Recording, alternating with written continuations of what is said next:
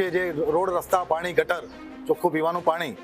એ પણ સુવિધા આપણે પૂરી નથી પાડી શકતા। એટલે આ વખતે અમે ઉમેદવારો પાસે જેમ સરકાર MOU કરતી હોય છે રોકાણકારો સાથે, તો અમે પણ 5 વર્ષ માટે જે મતનું રોકાણ કરીએ છીએ તમારી પાછળ, તો કંઈક અમે લેખિતમાં બાહેધરી કંઈ સ્માર્ટ સિટી નથી, મેટ્રો ટ્રેનની નથી, પણ અમારી ઉભરાતી ગટરોની સમસ્યા છે, જેનું નિરાકરણ માટે, ચોખ્ખા પીવાના પાણી માટે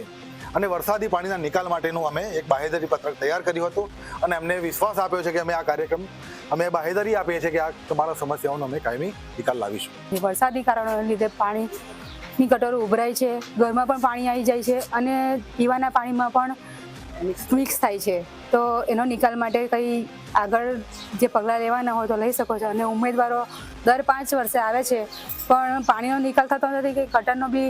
નિકાલ થતો નથી, કે પાણી તો રસ્તા પર બી હોય છે, છોકરાઓ રમતા બી હોય છે ને કારણે માંદા બી પડતા હોય છે। તો ઉમેદવારોને એવું કેવું છે કે આનો નિકાલ થાય। ગટર 2 દિવસે ટેન્કર ખાલી કરવા માટે આવે છે અહીંયા ગાડી, તો એનો બી ઉકેલ જલ્દી આવી શકે એવી અપીલ છે અમને।